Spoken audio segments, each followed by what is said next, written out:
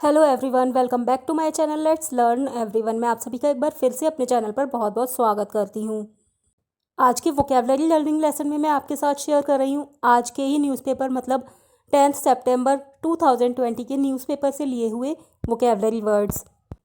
इन सभी वर्ड्स को मैंने द हिंदू से लिया है, लेकिन कुछ वर्ड्स मैंने एडिटोरियल से लिए और कुछ वर्ड्स मैंने न्यूज़ से लिए हैं। तो चलिए करते हैं वीडियो को स्टार्ट। उससे पहले रिक्वेस्ट है, प्लीज़ चैनल सब्सक्राइब कर लें। वीडियो अच्छी लगे तो लाइक करें और शेयर करें। फर्स्ट वर्ड है परेनियल।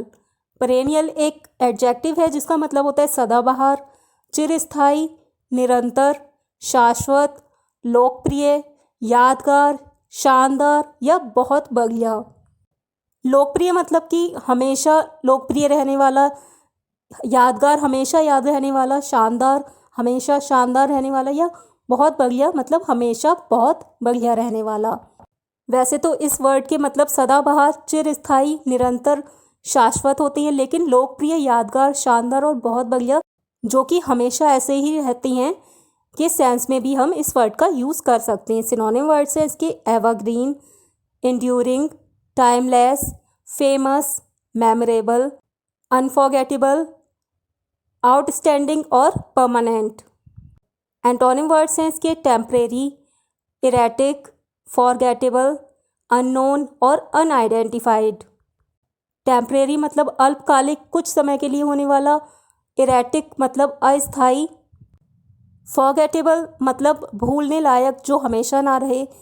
अननोन मतलब अज्ञात, और अनआइडेंटिफाइड का मतलब भी अज्ञात होता है, जिसे कोई जानता ना हो।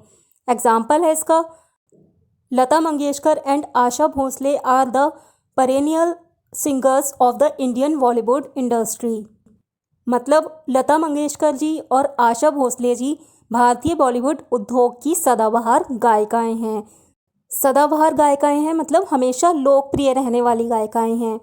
नेक्स्ट वर्ड है कल्मिनेट। कल्मिनेट एक वर्ब है जिसका मतलब होता है समाप्त होना, समापन होना, नतीजा निकलना या परिणाम निकलना। मतलब कि लास्ट में जब कोई चीज़ एंड होता है किसी चीज़ का, तो उसी के बाद जो नतीजा निकलता है उसके लिए भी हम इस वर्ड का यूज़ कर सकते हैं।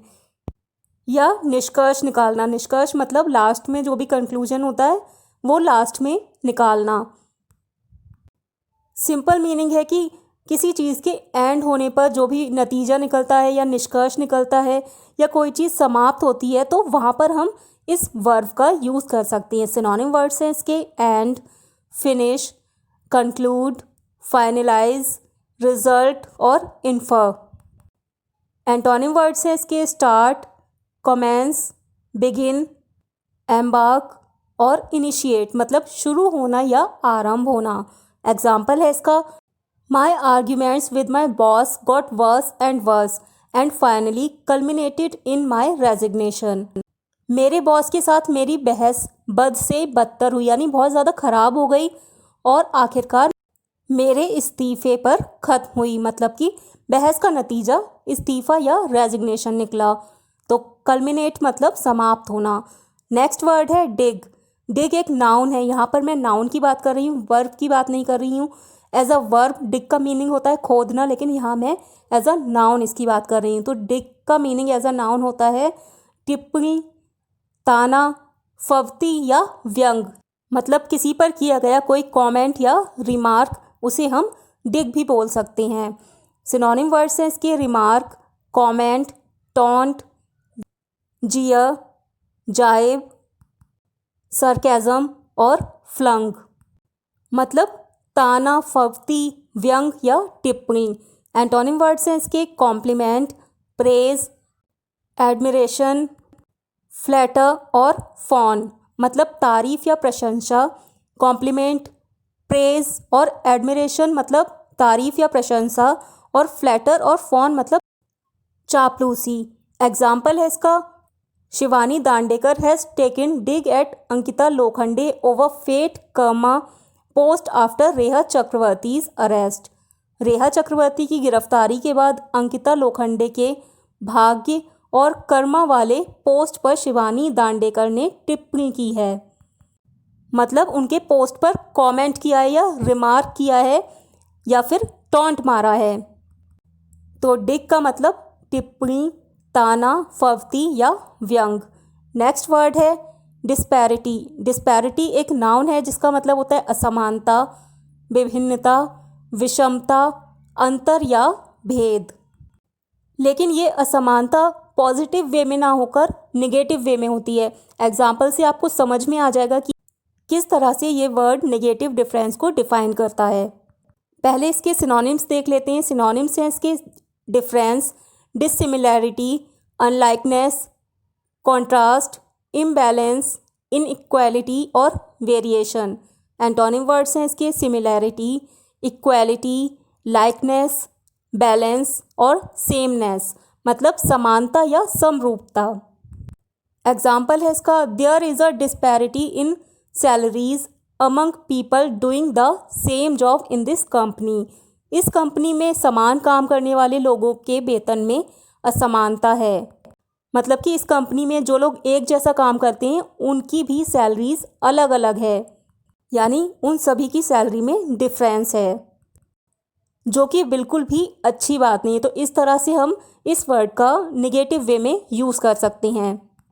नेक्स्ट वर्ड है ग्लेरिंग। ग्लेरिंग एक एडजेक्टिव है जिसका मतलब होता है स्पष्ट, प्रत्यक्ष, प्रकट, खुल्लम खुल्ला या सहज दिखाई देने वाला, मतलब कि साफ साफ दिखने वाला कि कुछ हुआ है। सिनोनिम वर्ड्स हैं इसकी obvious, visible, apparent, flagrant, blatant, overt और क्लियर, मतलब स्पष्ट या प्रकट, खुल्लम खुल्ला या सहज दिखाई देने वाला। एंटोनिम वर्ड्स हैं इसके डार्क, डिम, इनविजिबल, हेजी, नेबुलस और अनक्लियर, मतलब अस्पष्ट या धुंधला, जो कि साफ साफ समझ में ना आए या साफ साफ दिखाई ना दे। एग्जाम्पल है इसका, she has made a glaring mistake in the presentation. उसने प्रेजेंटेशन में एक स्पष्ट गलती की है, मतलब कि वो गलती साफ साफ दिखाई दे रही है, प्रत्यक्ष दिखाई दे रही है। नेक्स्ट वर्ड है हमारी लिस्ट में स्ट्राटम। स्ट्राटम एक नाउन है जिसका मतलब होता है स्तर, श्रेणी, वर्ग, दर्जा, पद, कोटि, जाति, सामाजिक स्थिति, हैसियत या ओहदा। मतलब कि हमारे समाज में जो लेवल बने हुए हैं लोगों के ओहदे या हैसियत के हिसाब से या जाति के हिसाब से, तो उसे बोलते हैं स्ट्राटम।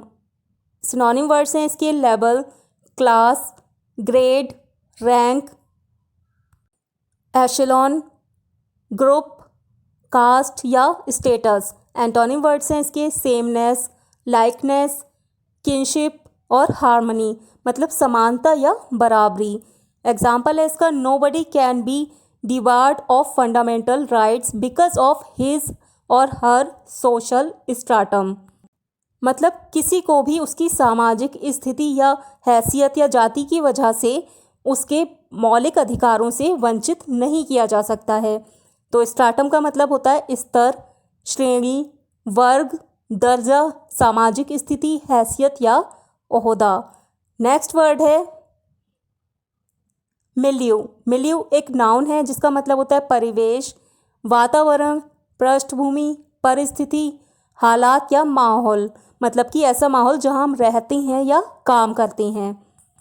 सिनोनिम वर्ड्स हैं इसके environment, atmosphere, background, surroundings, circumstances, aura और एम्बियंस, मतलब परिवेश, वातावरण, पृष्ठभूमि, परिस्थिति, हालात या माहौल। इन सभी वर्ड्स का सेम ही मीनिंग होता है।